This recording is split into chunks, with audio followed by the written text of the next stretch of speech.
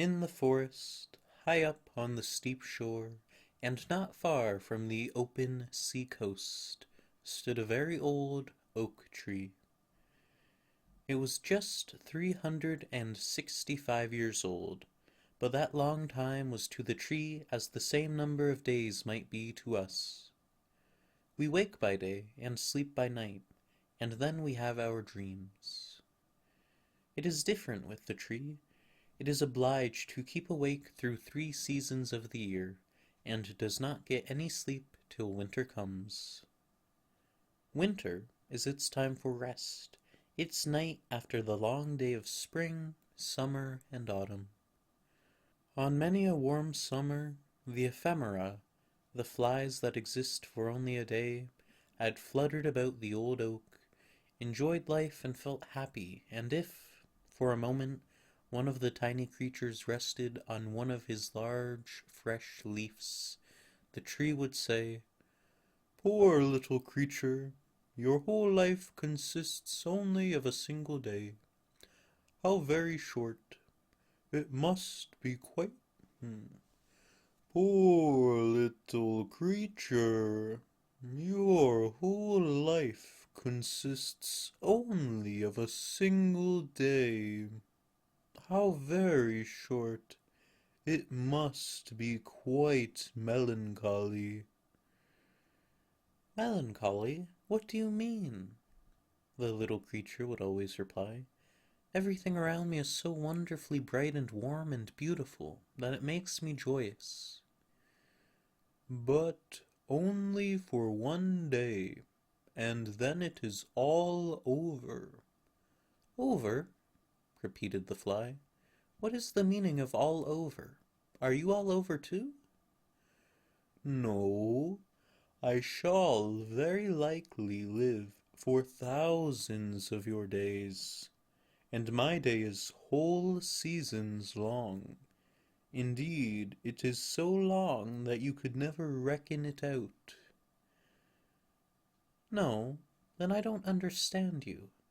You may have thousands of my days, but I have thousands of moments in which I can be merry and happy. Does all that beauty of the world cease when you die?" "No," replied the tree, "it will certainly last much longer, infinitely longer than I can even think of." "Well, then," said the little fly, "we have the same time to live, only we reckon differently." And the little creature danced and floated in the air, rejoicing in her delicate wings of gauze and velvet, rejoicing in the balmy breezes, laden with the fragrance of clover fields and wild roses, elder blossoms and honeysuckle, from the garden hedges, wild thyme, primroses, and mint, and the scent of all these was so strong that the perfume almost intoxicated the little fly. The long and beautiful day had been so full of joy and sweet delights, that when the sun sank low it felt tired of all its happiness and enjoyment. Its wings could sustain it no longer, and gently and slowly it glided down upon the soft waving blades of grass, nodded its little head as well as it could nod, and slept peacefully and sweetly. The fly was dead. "Poor little ephemera," said the oak. "What a terribly short life." And so, on every summer day the dance was repeated, the same questions asked, and the same answers given. The same thing was continued through many generations of ephemera. All of them felt equally merry and equally happy. The oak remained awake through the morning of spring, the noon of summer, and the evening of autumn. Its time of rest, its night drew nigh.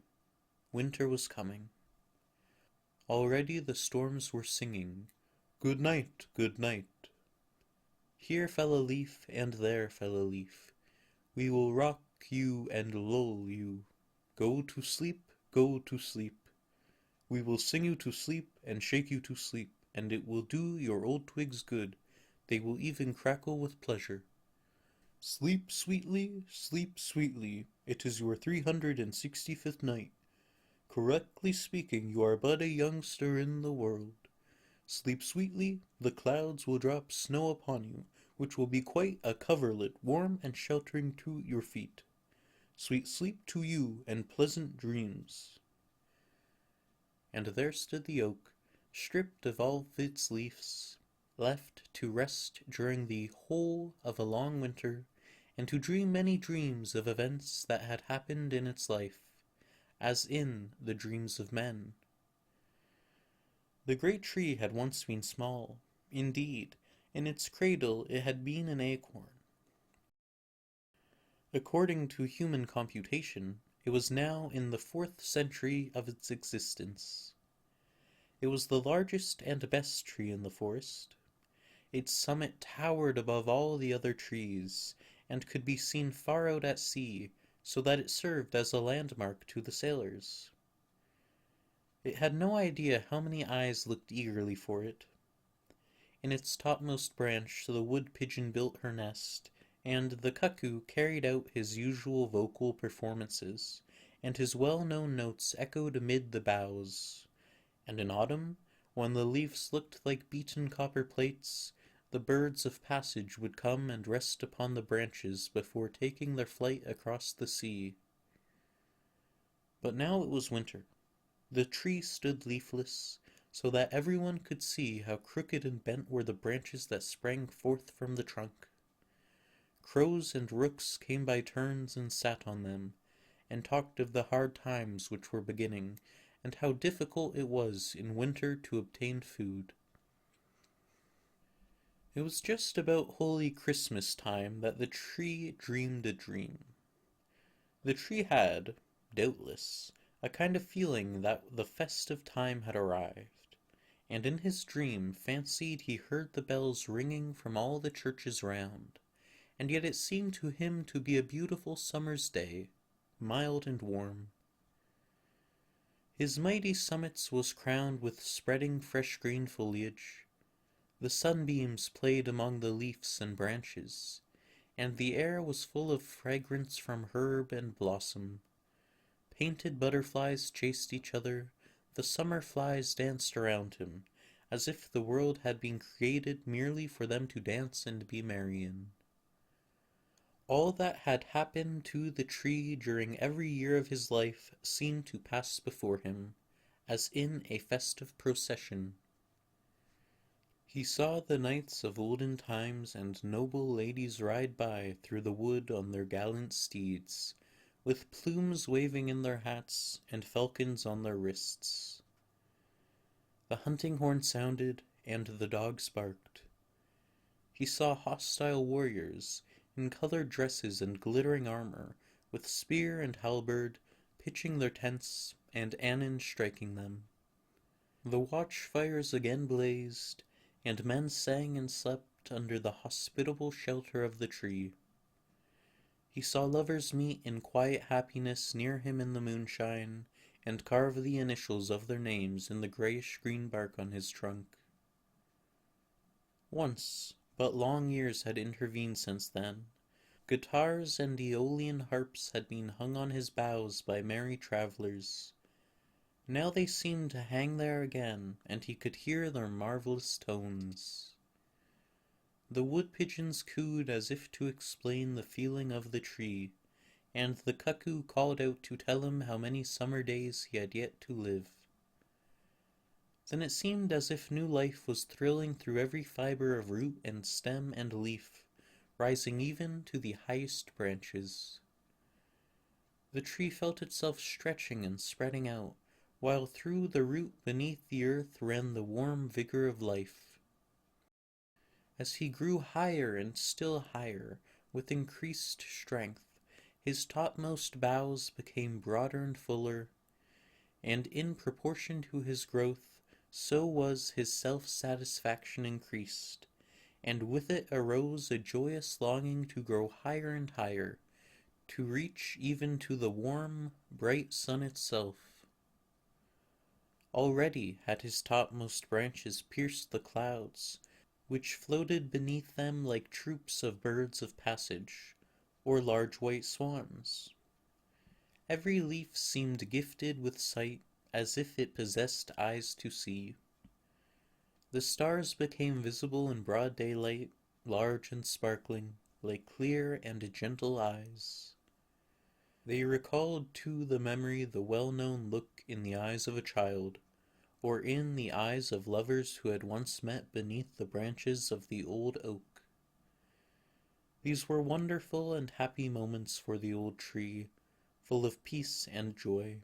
And yet, amidst all this happiness, the tree felt a yearning, longing desire that all the other trees, bushes, herbs, and flowers beneath him might be able also to rise higher, as he had done, and to see all this splendor and experience the same happiness. The grand, majestic oak could not be quite happy in the midst of his enjoyment, while all the rest, both great and small, were not with him. And this feeling of yearning trembled through every branch, through every leaf, as warmly and fervently as if they had been the fibers of a human heart. The summit of the tree waved to and fro, and bent downwards as if in his silent longing he sought for something. Then there came to him the fragrance of thyme, followed by the more powerful scent of honeysuckle and violets, and he fancied he heard the note of the cuckoo. At length his longing was satisfied.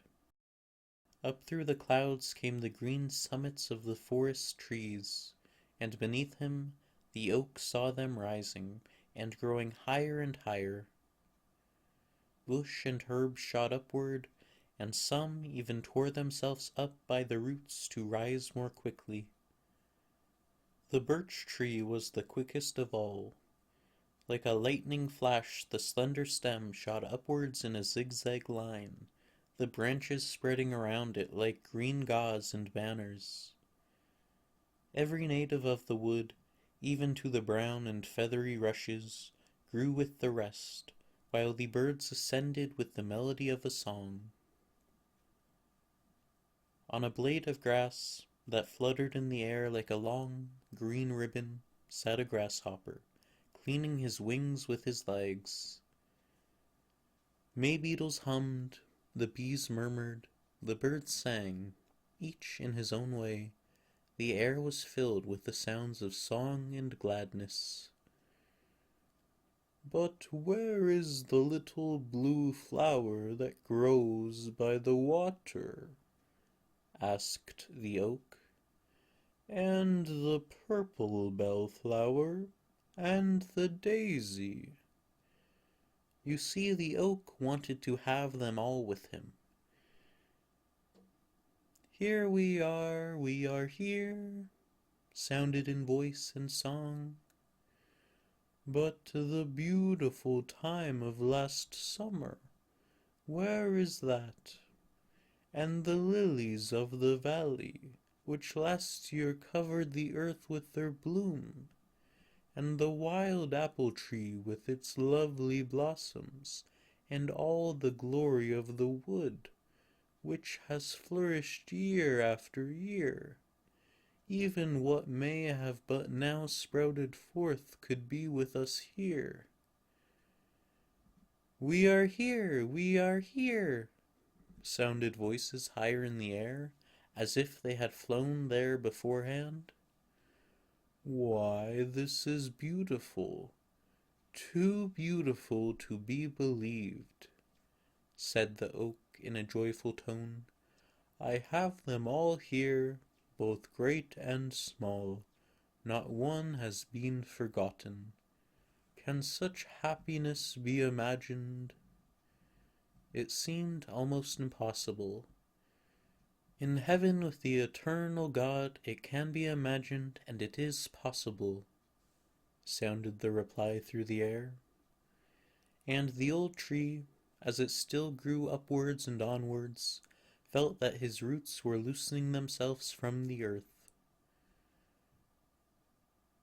"It is right so, it is best," said the tree.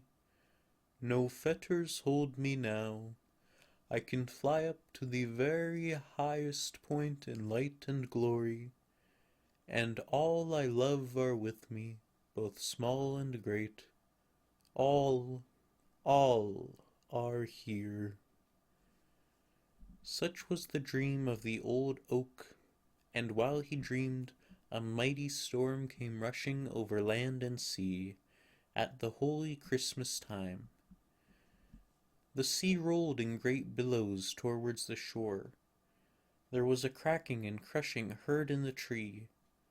The root was torn from the ground just at the moment when in his dream he fancied it was being loosened from the earth.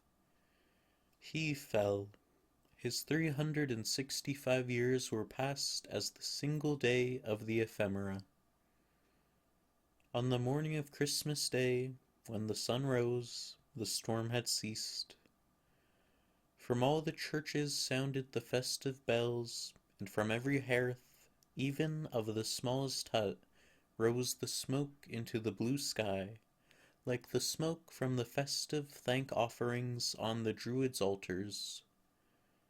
The sea gradually became calm, and on board a great ship that had withstood the tempest during the night, all the flags were displayed as a token of joy and festivity. "The tree is down, the old oak, our landmark on the coast," exclaimed the sailors. "It must have fallen in the storm of last night. Who can replace it? Alas, no one." This was a funeral oration over the old tree, short but well meant. There it lay stretched on the snow-covered shore, and over it sounded the notes of a song from the ship, a song of Christmas joy, and of the redemption of the soul of man, and of eternal life through Christ's atoning blood. "Sing aloud on the happy morn, all is fulfilled, for Christ is born. With songs of joy let us loudly sing, hallelujahs to Christ our King." Thus sounded the old Christmas carol, and every one on board the ship felt his thoughts elevated through the song and the prayer, even as the old tree had felt lifted up in its beautiful dream on that Christmas morn.